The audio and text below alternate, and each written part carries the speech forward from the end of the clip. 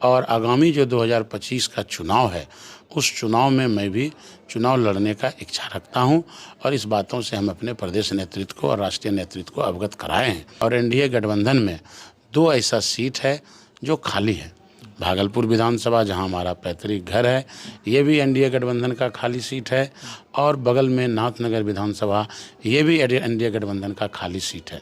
तो एनडीए गठबंधन के जो भी खाली सीट है उस पर मैं इच्छा रखता हूं, और भागलपुर या नाथनगर जहां से भी मुझे पार्टी मौका देगी तो उस सीट को मैं प्लस करके एनडीए के खाते में, झोली में देने का काम करूंगा। मुझे प्रत्याशी बनाएगा तो वो मतदाता भी जो भागलपुर में 20 से 30 हज़ार है या नाथनगर में 40 से 50 हज़ार है, उनका रुझान हम अपने घटक दल के पक्ष में, हम अपने पार्टी के पक्ष में निश्चित तौर पे लाने में सफल रहेंगे और जीत सुनिश्चित करके हम लोग पार्टी को देंगे। नाथनगर विधानसभा के अलावा बांका जिला के बेलहर विधानसभा से भी आपकी चर्चा हो रही है। बेलहर को भी आप वहाँ निशाने पर रखे हुए हैं। तो उसमें मैंने भी आग्रह पार्टी में पिछले 2020 में किया था, आवेदन भी दिया था कि मुझे अगर मौका मिले तो मैं बेलहर विधानसभा से चुनाव लड़ना चाहता हूं। अभी जो वर्तमान समय में भागलपुर प्रमंडल में, वो भागलपुर और नाथनगर ही है, यहीं से हम इच्छा रखते हैं और यहीं के लिए हम आग्रह भी अपने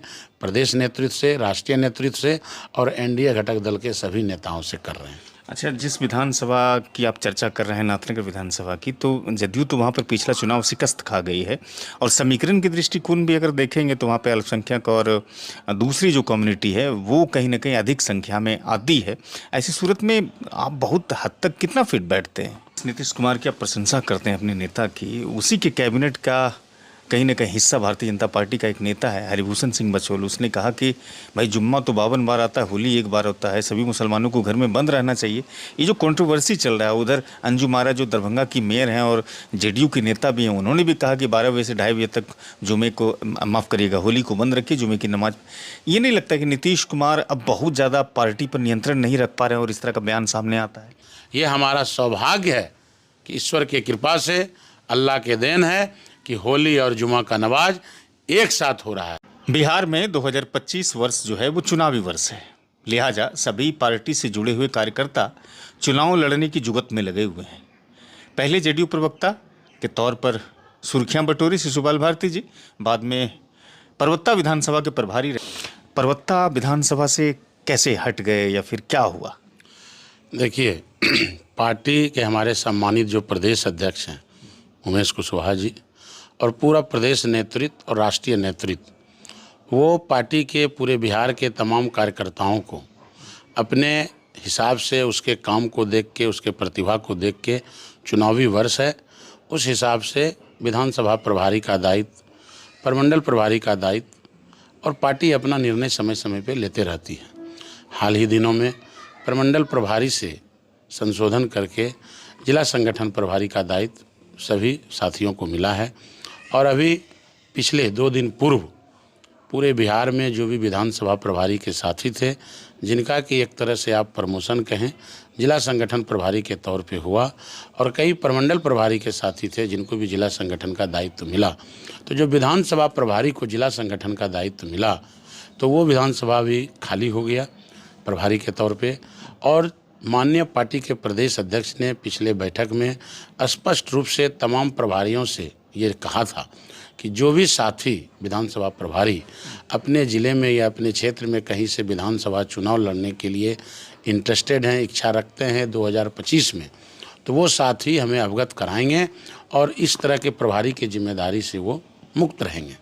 हम लोग उनको मुक्त कर, पार्टी आलाकमान का ये डिसीजन है? हाँ, पार्टी के माननीय प्रदेश अध्यक्ष जी का और पूरे प्रदेश नेतृत्व का, राष्ट्रीय नेतृत्व का ये निर्देश था। अच्छा, चर्चा ये भी है कि आपने उसी बैठक में प्रदेश जो अध्यक्ष है जेडीयू के, आपने कहा कि मैं विधानसभा चुनाव लड़ना चाहता हूँ, इस तरह की बातें चल रही है। देखिए, बैठक में नहीं, बैठक के बाद व्यक्तिगत उनके चैम्बर में मिलके सभी विधानसभा प्रभारी जो इच्छुक थे उनको अपनी अपनी बात रखनी थी। हम लोगों ने भी पार्टी के प्रदेश अध्यक्ष के निर्देश का पालन करते हुए और प्रदेश नेतृत्व के तमाम नेताओं को अपनी इच्छा से अवगत कराया। अच्छा, करवाए तो कौन सा वो विधानसभा आपके लिए मुनासिब रहा जहां से आपने मौखिक तौर पर अपने प्रदेश अध्यक्ष को बताया कि हम फलां विधानसभा से लड़ने की इच्छा जाहिर करते हैं? देखिए, माननीय पार्टी के प्रदेश अध्यक्ष या बिहार प्रदेश के तमाम नेतृत्व जितने हमारे नेता हैं, चाहे वो उमेश कुशवाहा जी हों, मनीष वर्मा सर हों, ललन सर्राफ साहब हों, या मदन सहनी साहब हों, जयंत राज जी हों, या संजीव सिंह हो, विजय सिंह हो, रत्नेश सदा साहब हो, ये तमाम जो हमारे प्रदेश के नेता हैं, मंत्री हैं, विधायक हैं, विधान पार्षद हैं, सबों के पास हम भी अपना मिले जुले लंबे समय से पार्टी में मैं भी काम कर रहा हूं, और आगामी जो 2025 का चुनाव है, उस चुनाव में मैं भी चुनाव लड़ने का इच्छा रखता हूं, और इस बातों से हम अपने प्रदेश नेतृत्व को और राष्ट्रीय नेतृत्व को अवगत कराए हैं। क्योंकि जाहिर सी बात है, भागलपुर जिला का मैं रहने वाला हूं, हमारे ज़िला के आसपास का जो विधानसभा है, जो एनडीए गठबंधन में हम लोग अभी हैं, और एनडीए गठबंधन में 2 ऐसा सीट है जो खाली है। भागलपुर विधानसभा, जहां हमारा पैतृक घर है, ये भी एनडीए गठबंधन का खाली सीट है, और बगल में नाथनगर विधानसभा, ये भी एनडीए गठबंधन का खाली सीट है। तो एनडीए गठबंधन के जो भी खाली सीट है, उस पर मैं इच्छा रखता हूं, और घटक दल के एनडीए के सभी शीर्ष नेतृत्व से मैं आपके चैनल के माध्यम से ये आग्रह और निवेदन भी करता हूं, हाथ जोड़ के, कि जहां भी मुझे मौका मिलेगा तो मैं परिणाम पक्ष में लेकर एनडीए के घटक दल को, जनता दल यू को एक मजबूत बनाने का काम करूंगा, और भागलपुर या नाथनगर जहां से भी मुझे पार्टी मौका देगी, तो उस सीट को मैं प्लस करके एनडीए के खाते में, झोली में देने का काम करूंगा। ये बताइए कि आपका बेसिस क्या है, बुनियाद क्या है कि आपको, चूंकि आज की राजनीति में तो इतनी ज़्यादा प्रतियोगिता है कि टिकट लेने वालों की होड़ मची हुई है, नाथनगर की बात कर लें या फिर दूसरी विधानसभा की बात करें, तो उसकी संख्या हर दिन बढ़ रही है। तो शिशुपाल भारती उस संख्या में कैसे अपने आप को फिट बिठाएंगे? कैसे लगता है कि टिकट अगर मिलेगा तो पार्टी को आप अपनी विधानसभा से जीत दिला करके उनकी संख्या को बढ़ाएंगे? देखिए, जो भी भागलपुर विधानसभा या नाथनगर विधानसभा, दोनों विधानसभा में जो हमारा दल और हमारा घटक दल का प्रत्याशी चुनाव हारा है पिछले चुनाव में, उसका अंतराल बहुत कम है। अगर मैं भागलपुर विधानसभा की बात करूं तो 1000 के अंतराल से चुनाव एनडीए घटक दल के प्रत्याशी हारे हैं, और अगर मैं बगल के नाथनगर की बात करूं तो वो भी 10,000 से भीतर के चुनाव अंतर परिणाम से हारे हैं। बिहार की राजनीति है, मैं भी लंबे समय से पार्टी में हूं, और एनडीए घटक दल में जो भी उम्मीदवार होते हैं वो सबका साथ, सबका विकास, और मैं जिस दल में हूं, जनता दल यू में, और हमारे जो पार्टी के राष्ट्रीय अध्यक्ष हैं और सूबे के मुखिया माननीय मुख्यमंत्री नीतीश कुमार जी हैं, तो नीतीश कुमार जी ने सबका विकास किया है। सुशासन के साथ, न्याय के साथ पूरे बिहार का विकास हुआ है। कोई जात पात नहीं, ना जात के आधार पे, ना धर्म के आधार पे, ना सामाजिक, ना आर्थिक, शैक्षणिक, सभी तरह के चीज़ों में डेवलपमेंट हुआ है।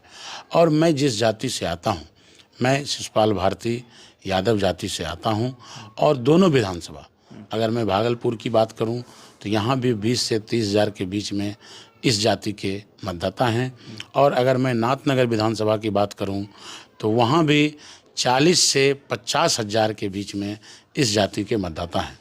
तो निश्चित तौर पे हमारा जो लगाव, हमारा जो जुड़ाव, व्यक्तिगत परिचय, पारिवारिक परिचय या अन्य तरह के जो व्यक्तिगत रिश्ते हैं, उस आधार पे जिस मत को, जिस मतदाता को एनडीए घटक दल अपने पक्ष में पूरे बिहार में नहीं देख रही है, तो कहीं ना कहीं पार्टी, घटक दल, पूरा एनडीए गठबंधन मुझे प्रत्याशी बनाएगा, तो वो मतदाता भी जो भागलपुर में 20 से 30,000 है या नाथनगर में 40 से 50,000 है, उनका रुझान हम अपने घटक दल के पक्ष में, हम अपने पार्टी के पक्ष में निश्चित तौर पे लाने में सफल रहेंगे, और जीत सुनिश्चित करके हम लोग पार्टी को देंगे। नाथनगर विधानसभा के अलावा बांका जिला के बेलहर विधानसभा से भी आपकी चर्चा हो रही है, बेलहर को भी आप वहाँ निशाने पर रखे हुए हैं।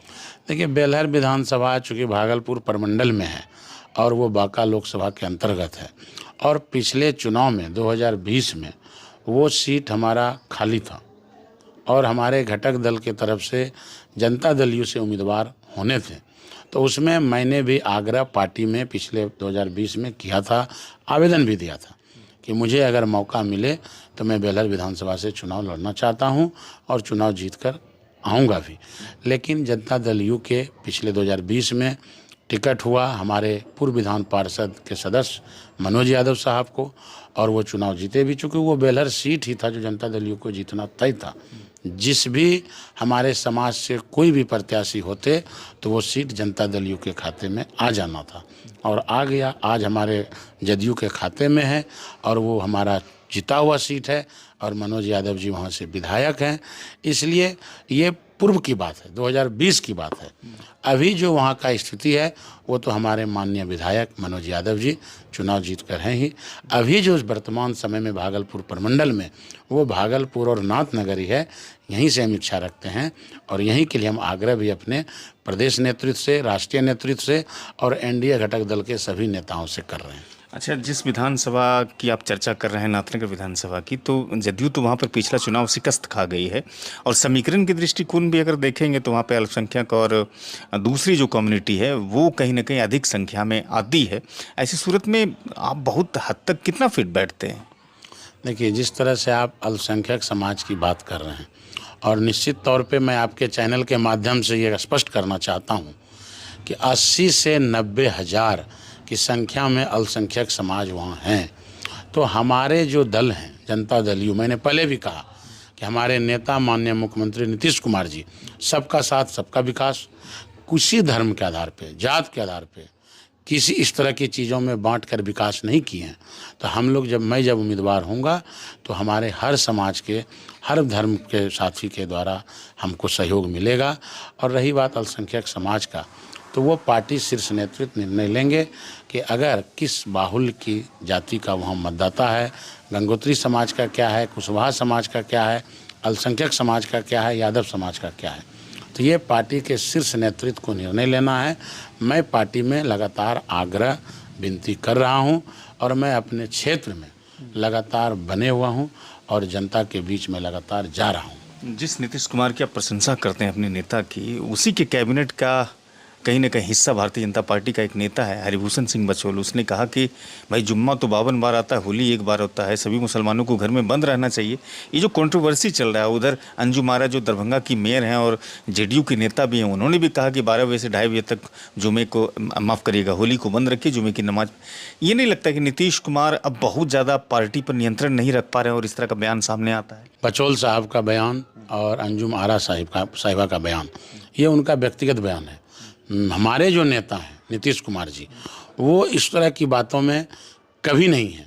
उनका जो अपना कार्य प्रणाली है और उनका जो पिछले 19 वर्षों से बिहार में काम है, उसको आप देखिए, वो कहीं से भी धर्म के आधार पे बांटने का काम किए ही नहीं है।